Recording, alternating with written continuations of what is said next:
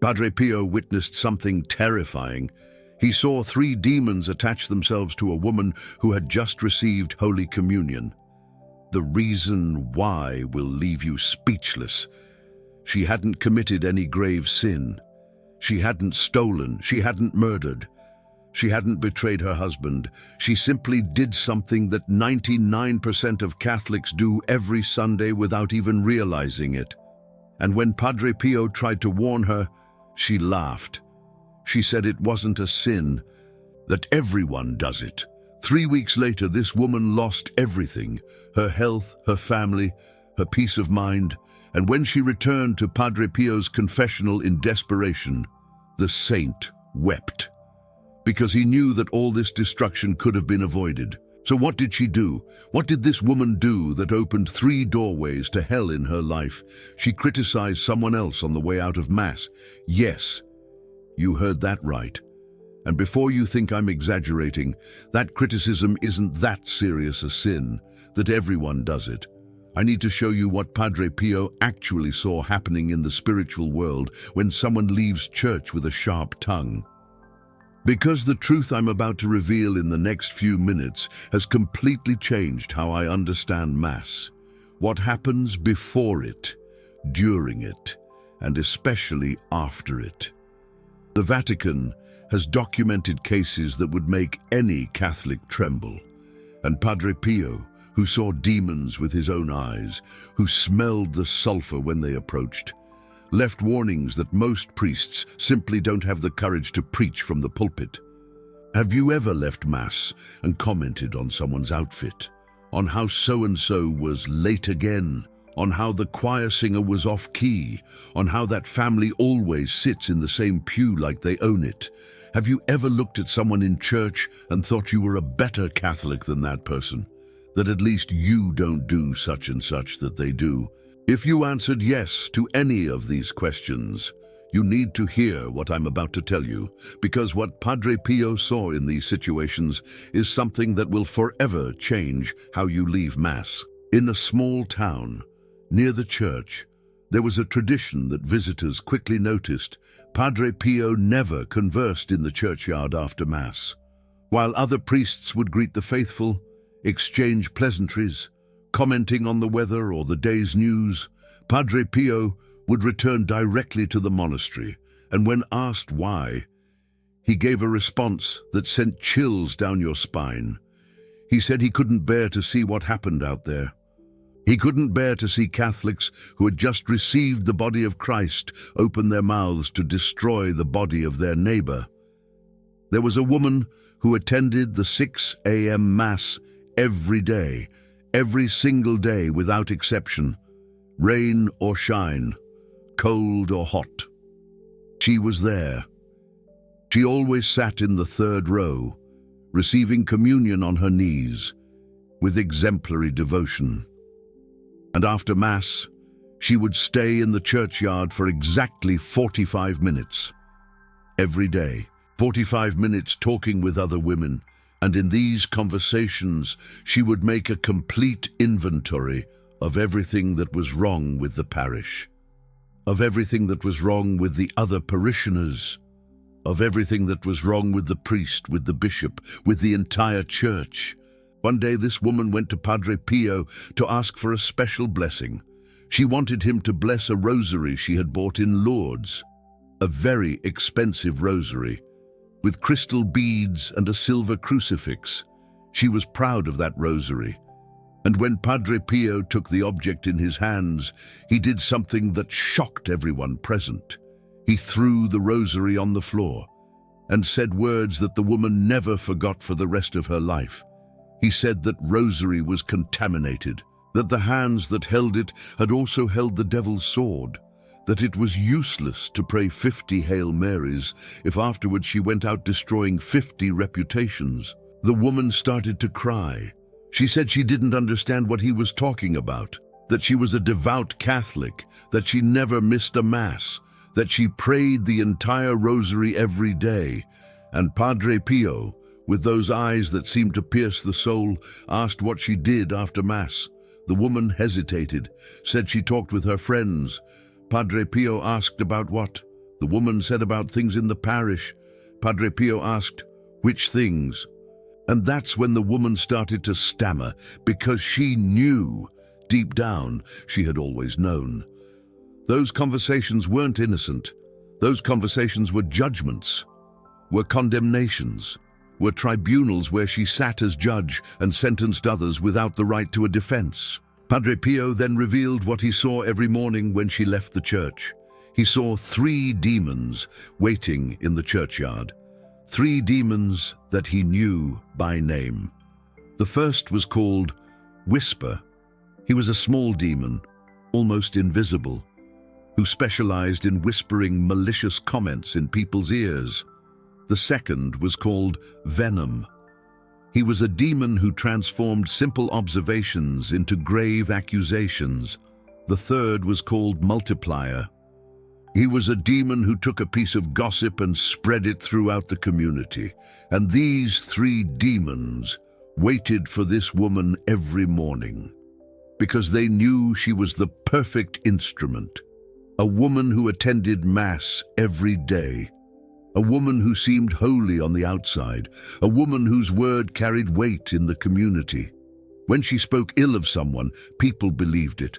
After all, it was Sister Mary, so devout, so pious. If she was saying it, it must be true. But what no one saw was that every time this woman opened her mouth to criticize, the 3 demons entered her. One through the mouth, one through the ear, one through the heart, and they stayed there, feeding on the destruction she caused, feeding on the ruined reputations, feeding on the divided families, feeding on the destroyed vocations. Because Padre Pio said there was a young man in that parish who felt called to the priesthood, a pure, sincere young man who loved God with all his heart. And this young man went to the parish priest to talk about his vocation. And Sister Mary saw, and Sister Mary commented, and Sister Mary invented, said she had seen the young man leaving a party, said she had heard that he had a secret girlfriend, said she highly doubted that that vocation was genuine. And Sister Mary's comment reached the priest's ears. And the priest, who also listened to Sister Mary because she was so devout, began to doubt the young man. And the young man perceived the coldness, and the young man felt rejected, and the young man abandoned the idea of the priesthood, and that vocation was lost, and the souls that that priest would have saved were left without a shepherd, and all because of 45 minutes of conversation in the churchyard. When Padre Pio told this to Sister Mary, she fell to her knees, because she remembered the young man, she remembered the comments, she remembered everything. And for the first time, she understood the gravity of what she had done. It wasn't just gossip, it was spiritual murder. She had killed a vocation. She had killed the souls that priest would have saved. And here's something few Catholics truly grasp. Criticism after Mass isn't just a sin against charity, it's a sin against the Eucharist itself. Because when you receive the body of Christ, you become a living tabernacle. Christ is literally inside you. And when you leave church and open your mouth to destroy someone's reputation, you're using the very temple where Christ dwells to harbor demons. Padre Pio used to say, the tongue is the only muscle in the body that can send a soul to hell without spilling a drop of blood. He said wars kill thousands, but the tongue kills millions, because a bullet hits a body, but a word hits a soul. A bullet ends a life, but a word can destroy generations. There was a man in a small town, any small town in the US, close to a well-known church, who confessed to Padre Pio regularly. Every week, he was there, confessing the same sins, receiving absolution, and the next week, he'd come back with the same sins, and Padre Pio, on the 5th time this happened, refused absolution. The man was desperate. He asked why, and Padre Pio said something that man never forgot. He said that man wasn't truly repentant because he hadn't changed one specific behavior. The man asked, which one? and Padre Pio said it was his Sunday morning behavior. The man didn't understand. He went to Mass every Sunday. He received communion. What was wrong? And Padre Pio explained. He said that man had a habit of having Sunday lunch with his extended family, and during that lunch, the conversation always revolved around others. The neighbor who'd bought a new car and must be in debt, the brother-in-law who couldn't hold down a job, the niece who was dating a no-good bum, the cousin who'd put on too much weight, the priest who gave too long a sermon. And that Sunday lunch, which should have been a time of family communion, had turned into a tribunal, a judgment session where everyone absent was condemned. And Padre Pio said that man spent the entire week trying to live as a Catholic, trying to avoid sins, but every Sunday he destroyed it all in 2 hours of lunch. The man protested. He said it was just talk. It wasn't a serious sin. Everyone did it. And Padre Pio asked if he knew what happened to the grace he'd received in communion while he was speaking ill of others. The man said he didn't. And Padre Pio said the grace leaked out like water from a holed bucket. With every malicious comment, another hole in the bucket. With every criticism, the grace draining away. With every judgment, the soul becoming emptier. And when the bucket is empty, the demons come to fill it. But hold on, because what I'm about to reveal is even more serious, because Padre Pio didn't just see demons entering the people who were criticizing. He saw something happening to the victims of the criticism that will make you reconsider every word you've ever said about others. There was a family in a small town, any small town in the US, close to a well-known church that was going through a terrible situation. The father had lost his job. The mother was sick. The children were going hungry. And this family, out of shame, tried to keep up appearances. They went to Mass every Sunday in their best clothes. They smiled at acquaintances. They pretended everything was fine. And the people of the parish started talking. They started saying that family was proud, that they thought they were better than everyone else, that they never stayed for coffee after Mass because they thought they were too good to mingle with the people, that the children were unfriendly, that the mother was snobbish, that the father was arrogant. And the comments grew, and people started distancing themselves, and the family, who were already alone in their suffering, became even more alone, because now, besides having no money, they had no friends. Besides having no food, they had no support. Besides having no health, they had no community. And one day, the father of that family went to Padre Pio, not to ask for money, not to ask for healing. He went to ask a question. He asked Padre Pio why God had abandoned his family, why no one in the parish helped them, why the people who should have been brothers and sisters in Christ treated them like strangers. And Padre Pio wept because he saw what was happening in the spiritual world. He saw that family was surrounded by a dark cloud, a cloud formed by the words of criticism that had been said about them. Each malicious comment was a drop of darkness in that cloud, and the cloud had become so dense that the light of God could barely get through. Padre Pio explained that criticisms create spiritual barriers. When you speak ill of someone, you're not just hurting that person's reputation in the physical world. You're creating obstacles in the spiritual world. You're making it harder for God's blessings to reach that person. You are literally blocking grace. And the most terrible thing is that the people who were criticizing that family thought they were doing justice. They thought they were exposing the truth. They thought they were warning others about proud people. And they didn't realize that they were condemning a family that was already at its limit. They didn't realize that their words were pushing desperate people even further into the abyss. Padre Pio then did something extraordinary.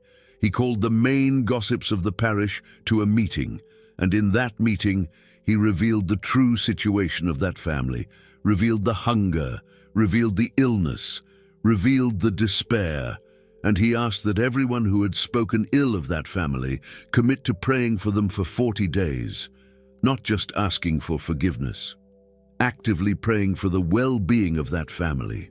And something extraordinary happened. As people started to pray, the dark cloud began to dissipate. As words of blessing replaced the words of curse, the light began to enter. And in less than a month, the father got a new job. The mother started to get better. The community mobilized to help. It wasn't a coincidence. Padre Pio explained that just as words of criticism create barriers, words of blessing create bridges. Just as gossip drives away grace, prayer attracts grace. And that family was saved, not by a supernatural miracle, but by the simple act of people stopping talking bad and starting to talk good. But here's the problem. Most people who criticize don't know they're criticizing. Most people who judge don't realize they're judging. Because we disguise criticism as concern. We disguise judgment as observation. We say we're just commenting, that we're just noticing, that we're just being realistic. And Padre Pio knew all those excuses. He heard them all in the confessional, and he had an answer that silenced any justification. He'd ask if the person would say that to the face of the person they were criticizing. If the answer was no, then it was criticism. If you don't have the courage to say it to their face, you shouldn't say it behind their back.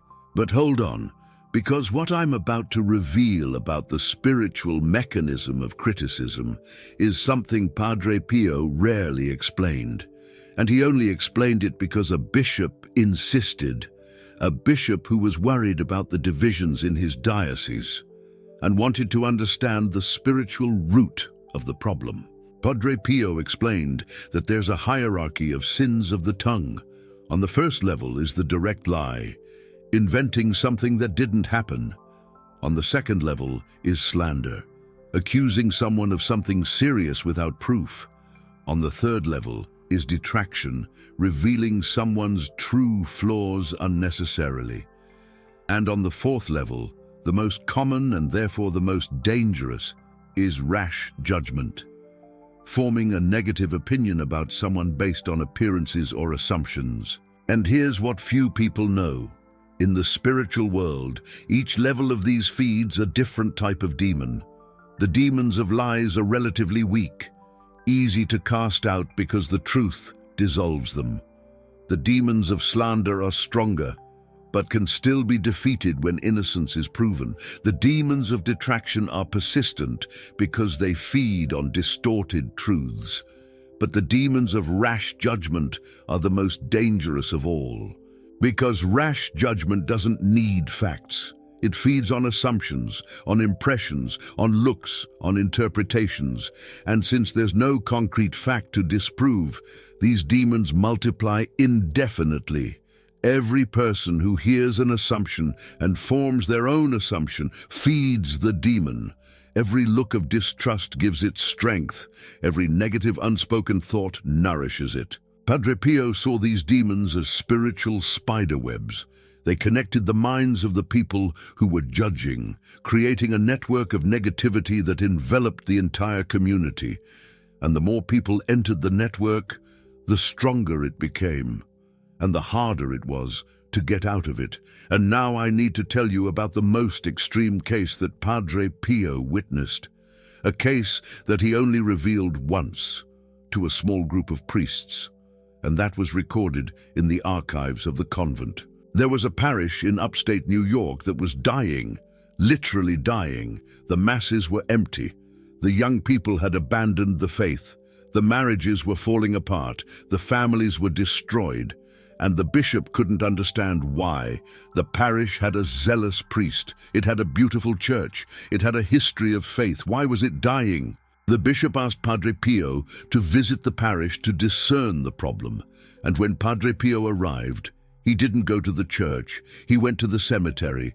And there, he remained in silence for hours, praying, listening, seeing what others couldn't see. And when he returned, His answer shocked the bishop. Padre Pio said that that parish was cursed, not by witchcraft, not by Satanism.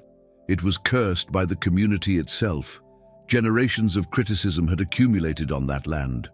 Generations of judgments had poisoned the spiritual soil, and now nothing else could grow there.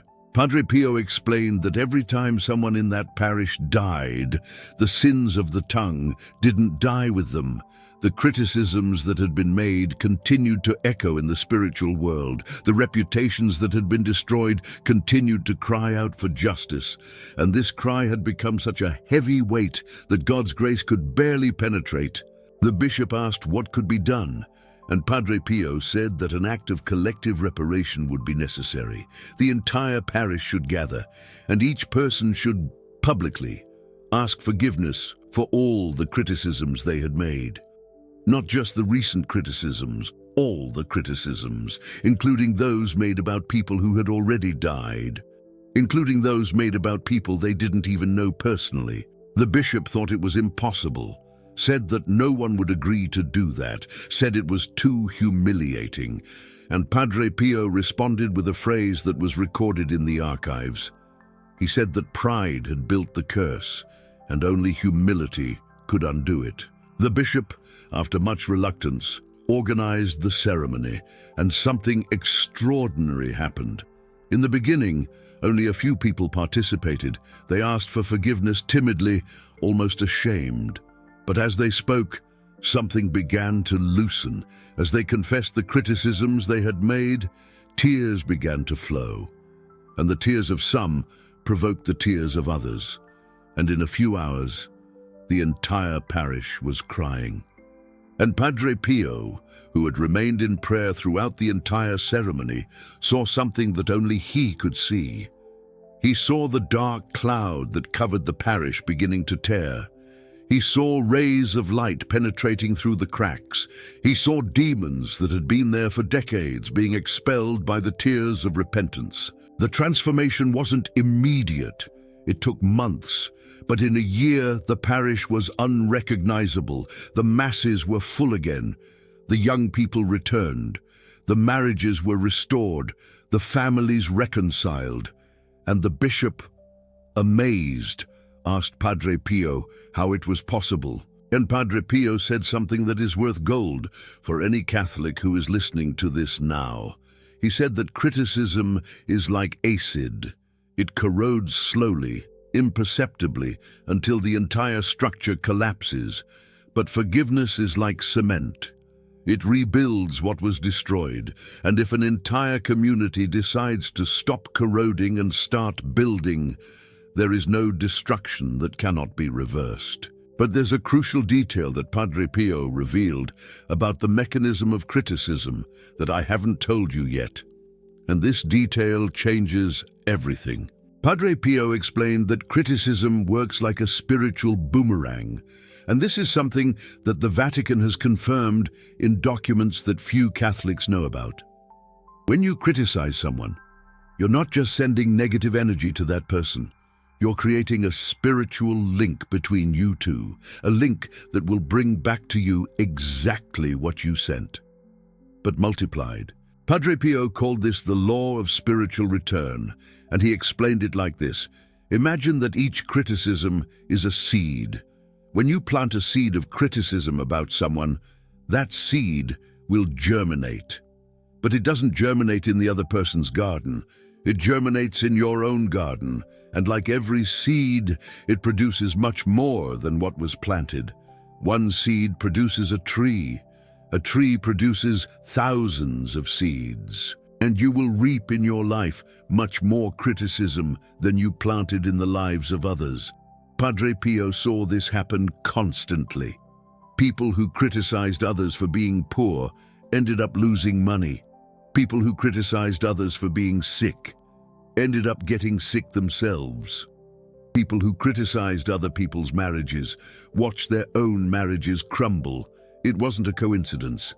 It was the law of spiritual return, functioning with mathematical precision. And Padre Pio, he often told a story to illustrate this. There was a wealthy man in a small town. Any small town in the US, close to a well-known church, who attended Mass more to be seen than to actually worship. He'd sit in the front row, make generous donations, but he had the sharpest tongue in the entire parish. He criticized everyone, the poor for being poor, the rich for being show-offs, the priests for being weak, the lay people for being ignorant. No one escaped his judgment, and this man was always bragging about his health. He'd say it was because he lived such a disciplined life. He'd criticize the sick, saying it was a lack of discipline. He'd criticize those who were overweight, saying it was gluttony. He'd criticize those with mental health issues, saying it was a lack of faith. Padre Pio warned this man many times. He said that he was planting a forest of thorns in his own garden. He said the harvest would come. He said that when it did come, it would be terrible. But the man wouldn't listen. He dismissed it as superstition. He insisted that he was healthy because he was disciplined, and that others were sick because they were weak. 3 years later, this man was diagnosed with a serious illness, an illness that no amount of discipline could have prevented, an illness that no amount of money could cure. And when he came to Padre Pio, desperate, begging for a miracle, the saint received him with tears, not tears of pity, but tears of sadness for that soul who had built his own prison. Padre Pio said that he could not cure the man, not because he lacked the power of intercession, but because the man's illness wasn't just physical, it was spiritual. It was the harvest of all the criticism he had planted. And until he uprooted those roots, until he asked forgiveness from every person he had criticized, the illness would continue. The man argued that he couldn't possibly ask for forgiveness. He had criticized hundreds of people over the years. Many had already died. Many didn't even know they'd been criticized by him. How could he possibly ask forgiveness from everyone? And Padre Pio taught him something that is worth its weight in gold for any Catholic. He said that there is a prayer of reparation that can undo the damage of criticism, a prayer that he himself had received from the Virgin Mary during one of his visions. And this prayer didn't need to be made directly to the people. It could be made before the Blessed Sacrament, because Christ knows all hearts.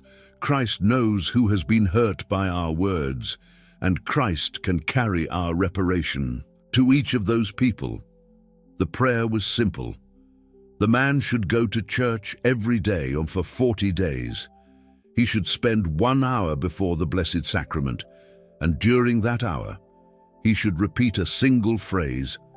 For each person he remembered having criticized, the phrase was this: Lord, I have sinned against my brother-sister with my words. I have injured their reputation. I have destroyed their image. I have caused damage that I cannot measure. Through the merits of your passion, repair what I have destroyed, heal what I have injured, restore what I have taken. The man did the prayer for 40 days, and something extraordinary happened. Each day, he remembered more people he had criticized. Each day, more names came to his memory, and with each name, he felt a pain in his chest, as if he were feeling the pain he had caused. And he cried. He cried for days. He cried until he had no more tears. And on the 40th day, something shifted. The pain in his chest disappeared. A peace that he had never felt before took over him. And the doctors, upon doing new tests, were perplexed. The illness had regressed. It wasn't completely cured, but it was in remission, something that medicine couldn't explain. Padre Pio explained what had happened. The prayer of reparation had begun to undo the spiritual damage. Each time the man asked for forgiveness, a root was uprooted, and as the roots were uprooted, the disease lost its strength. It wasn't magic. It was spiritual law. The same mechanism that had caused the illness was now working to cure it. But the man wasn't completely cured, and Padre Pio said that he might never be. because some roots were very deep, some criticisms had caused irreparable damage, some reputations had been permanently destroyed, and for those cases, there was not enough reparation in this life. The man would need to complete his purification in purgatory. And here is a truth that few Catholics want to hear. Purgatory is full of people who went to Mass every Sunday, people who prayed the rosary beads every day, people who did novenas and pilgrimages, but who did not control their tongues, people who spent their lives destroying others with words while building a facade of piety. Padre Pio used to say that the purgatory of the tongue was one of the most painful, because there the person experienced every pain that they had caused with their words, every tear that someone shed because of an unfair criticism, every opportunity lost because of slander, every relationship destroyed because of gossip. All of it came back. All of it needed to be felt. All of it needed to be expiated. And when Padre Pio spoke about this in the confessional, people left in silence. There were no arguments, there were no justifications, just the weight of the truth. And many changed their lives after these confessions. Many became people of few words, not out of shyness, but out of wisdom.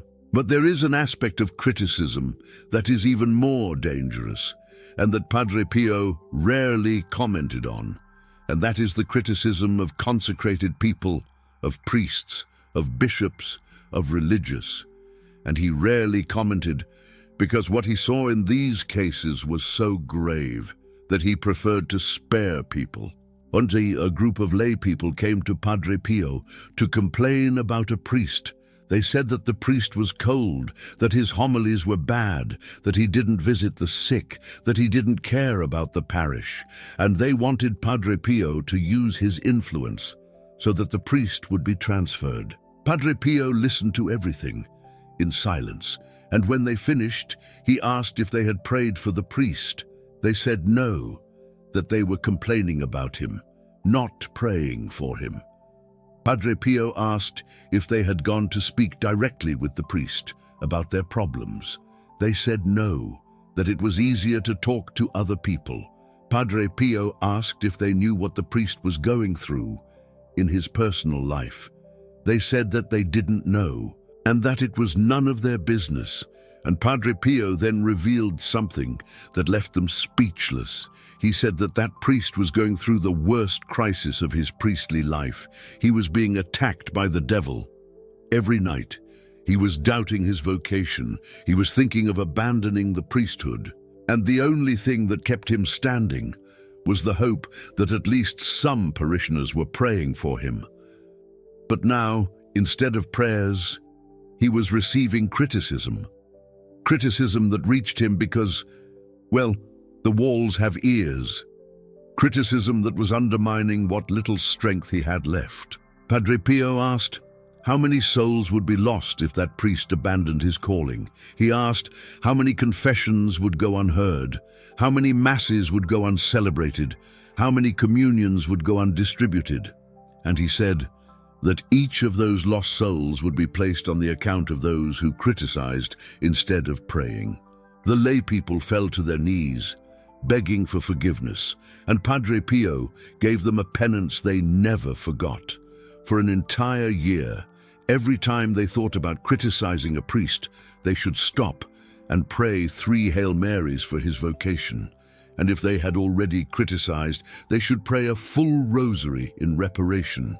And that is a practice that any Catholic should adopt, because criticism of consecrated individuals, it's not the same as criticism of lay people. When you criticize a priest, you're not just hurting that man, you are attacking the church itself. You are giving strength to the devil who wants to destroy vocations. You are participating in a spiritual war on the wrong side. And Padre Pio knew this because he himself was a victim. For years, he suffered criticism and persecution. Other religious figures doubted his stigmata. Some called him a fraud. The Holy Office investigated him multiple times, and each criticism was a sword to the heart. Each doubt was a wound that hurt more than the stigmata themselves. He recounts that there were moments when he thought about giving up, moments when the pain of criticism was greater than the physical pain, moments when only the direct intervention of Our Lady kept him strong, and he knew that if this happened to him, who had visions and extraordinary graces, imagine what happened to ordinary priests who didn't have these consolations. That's why he was so strict with penitents who confessed to criticizing priests. He gave harsh penances, sometimes refusing absolution until there was genuine repentance, because he understood that every criticism of a consecrated person was a shot straight through the heart of the Church. But now, I need to tell you the most important part of all of this, the part that will give you a practical tool to never fall into this sin again, because it's no use knowing that criticism is grave if you don't know how to stop. Padre Pio taught a simple method that he called the test of the 3 sieves. Before saying anything about someone, you should pass what you're going to say through 3 sieves. The first sieve is the sieve of truth. Is what you are going to say true? Have you seen it with your own eyes? Are you absolutely sure? Or is it something you heard from others? Or is it your own supposition? Or is it an interpretation of what you think you saw? The second sieve is the sieve of necessity, is what you're going to say. Necessary. Is there some legitimate reason for this information to be shared? Will someone be protected from some real harm? Or are you just satisfying your desire to talk? Are you just filling the silence? Are you just trying to sound informed? The third sieve is the sieve of charity. Is what you're going to say charitable? Are you saying it out of love for the person being discussed? Are you seeking the good of that person? Or are you seeking evil? Are you trying to demean? Are you trying to destroy? If what you're going to say doesn't pass through the 3 sieves, then it should not be said. And Padre Pio guaranteed that 99% of conversations about others don't even pass through the first sieve.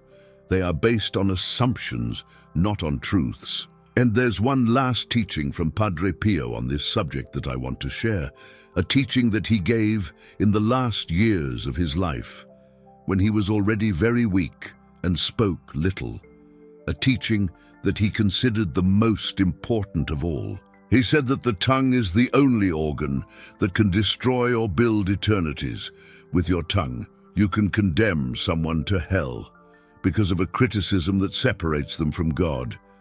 And with the same tongue, you can open the gates of heaven for someone because of a word of encouragement that brings them closer to God. Every time you open your mouth to speak of someone, you are choosing between building heaven or building hell. There is no neutrality. There is no innocence. Each word counts. Each syllable has eternal weight. And if you've made it this far in this video, I'm certain it wasn't by chance. Padre Pio put you here because he wants you to change. He wants you to free yourself from this sin that is sabotaging your spiritual life. He wants you to experience the peace that comes from a purified tongue. And that's why I want to invite you to do something now. Not tomorrow, not later, now. While the grace is fresh, while the conscience is awake. If you have already criticized someone, if you have already destroyed a reputation with your words, make an act of contrition now. Ask God for forgiveness and commit yourself to doing the prayer of reparation that Padre Pio taught. 40 days before the Blessed Sacrament, asking forgiveness for each person you have hurt with your tongue. And if you don't have this sin on your conscience, or if you have already made your reparation, I ask you to pray for those who are still trapped in this vice. Pray for the people who are right now, at this very moment, destroying lives with their words, without realizing what they are doing, because many of them are good people who simply don't know the harm they cause. I know this was a heavy video, but it was necessary, because if at least one person watching changes their behavior, if at least one tongue is silenced, if at least one reputation is spared, then it was worth it. And before finishing, I want to leave you with an image that Padre Pio used to use. He said that when we get to heaven, we will see a great wall, and on that wall will be written all the names of people whose entry into heaven was delayed or prevented because of our words, and we will have to look at each name, and we will have to remember what we said, and we will have to feel the pain that we caused. But he also said that next to this wall of shame, there will be a wall of glory, and on that wall will be the names of people who entered heaven, thanks to our words of encouragement, people who didn't give up, because we said something positive, people who reconciled with God because we guided them with charity, people who found the way because we didn't judge them. And the question that Padre Pio asked was simple. Which wall do you want to be bigger?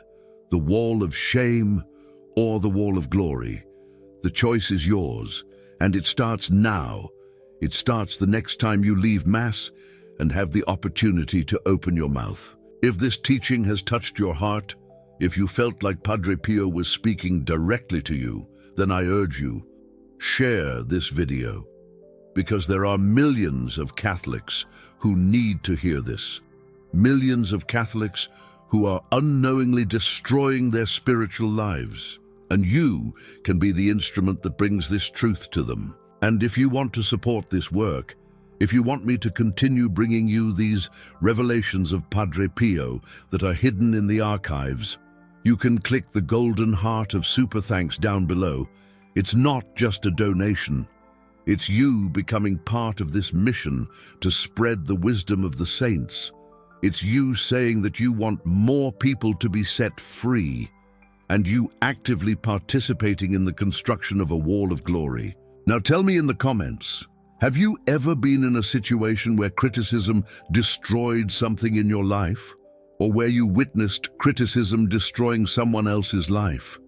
Share your story, because your testimony might be exactly what someone needs to hear in order to change. May Padre Pio intercede for you. May Our Lady protect your tongue. And may every word that comes out of your mouth from this day forward be a word of blessing, never again a curse. God bless you, and may Padre Pio bless you always.